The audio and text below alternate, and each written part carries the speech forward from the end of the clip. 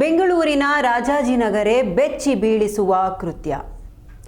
ಅಕ್ರಮ ಸಂಬಂಧದ ಶಂಕೆ. ನೋಟಿಸ್ಗೆ ಸಿಟ್ಟಾಗಿ ಪತ್ನಿಯನ್ನೇ 5 ಬಾರಿ ಗುಂಡಿಟ್ಟು ಕೊಂದ ಪಾಪಿ ಪತಿ. ಅನುಮಾನದ ಭೂತ ತಲೆಗೆ ಹೊಕ್ಕಿ ಪತಿ ಪತ್ನಿ ಇಬ್ಬರು ಡೈವರ್ಸ್ಗೆ ಅಪ್ಲೈ ಮಾಡಿದ್ರು. ನಡು ರಸ್ತೆಯಲ್ಲೇ ಪತ್ನಿಯನ್ನ ಹತ್ಯೆಗೈದಿದ್ದಾನೆ ಪಾಪಿ ಪತಿ. ಅಕ್ರಮ ಸಂಬಂಧ ಶಂಕೆ, ಡಿವೋರ್ಸ್ ನೋಟಿಸ್ಗೆ ಸಿಟ್ಟು. ಪತ್ನಿಗೆ 5 ಬಾರಿ ಗುಂಡಿಟ್ಟು ಕೊಂದ ಪತಿರಾಯ. ನಡು ರಸ್ತೆಯಲ್ಲೇ ಪತ್ನಿಯನ್ನ ಅಡ್ಡಗಟ್ಟಿ ಶೂಟೌಟ್ ಮಾಡಿದ ಪತಿ. ರಾಜಧಾನಿ ಬೆಂಗಳೂರಿನ ರಾಜಾಜಿನಗರದಲ್ಲಿ ಬೆಚ್ಚಿ ಬೀಳಿಸಿದ ಕೃತ್ಯ. ಭುವನೇಶ್ವರಿ ಹತ್ಯೆಗೈದ ಪತಿ ಬಾಲಮುರುಗನ್. ಬ್ಯಾಂಕ್ನಲ್ಲಿ ಅಸಿಸ್ಟೆಂಟ್ ಮ್ಯಾನೇಜರ್ ಆಗಿದ್ರು ಭುವನೇಶ್ವರಿ. ನಿನ್ನೆ ಸಂಜೆ ಕೆಲಸ ಮುಗಿಸಿ ತೆರಳುವಾಗ ಗುಂಡಿನ ದಾಳಿ ಮಾಡಲಾಗಿದೆ.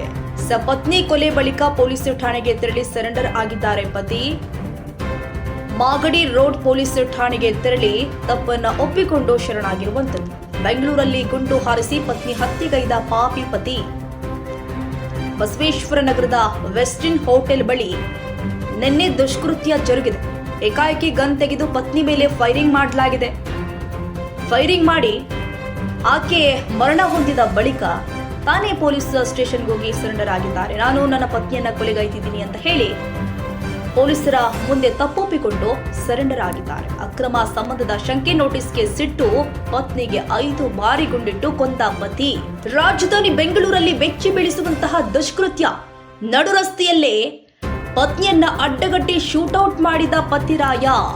ಭುವನೇಶ್ವರಿ ಹತ್ಯೆಗೈದ ಪತಿ ಬಾಲಮುರುಗನ್. ಬ್ಯಾಂಕ್ನಲ್ಲಿ ಅಸಿಸ್ಟೆಂಟ್ ಮ್ಯಾನೇಜರ್ ಆಗಿದ್ರು ಪತ್ನಿ. ಇದೀಗ ಗಂಡನ ಗುಂಡಿನ ದಾಳಿಗೆ ಬಲಿಯಾಗಿದ್ದಾರೆ. ಗಂಡ ಶೂಟೌಟ್ ಮಾಡಿದ ಬಳಿಕ ಗಂಭೀರ ಗಾಯಗೊಂಡಿದ್ದ ಭುವನೇಶ್ವರಿ ಅವರನ್ನ ಸ್ಥಳೀಯ ಆಸ್ಪತ್ರೆಗೆ ದಾಖಲು ಮಾಡಲಾಗಿತ್ತು. ಆದರೆ ದುರಾದೃಷ್ಟವಶಾತ್ ಅವರು ಚಿಕಿತ್ಸೆ ಫಲಕಾರಿಯಾಗದೆ ಸಾವನ್ನಪ್ಪಿದ್ದಾರೆ. ಸಂಬಂಧ ಡಿಸಿಪಿ ಗಿರೀಶ್ ಅವರು ಕೂಡ ಮಾಹಿತಿಯನ್ನ ಕೊಟ್ಟಿದ್ದಾರೆ. ನಡು ರಸ್ತೆಯಲ್ಲೇ ಪತ್ನಿಯನ್ನ ಅಡ್ಡಗಟ್ಟಿ ಶೂಟೌಟ್ ಮಾಡಿದ ಪತಿ ಇದೀಗ ಪೊಲೀಸರ ಅತಿಥಿಯಾಗಿದ್ದಾರೆ. ಭುವನೇಶ್ವರಿ ಹತ್ಯೆಗೈದ ಪತಿ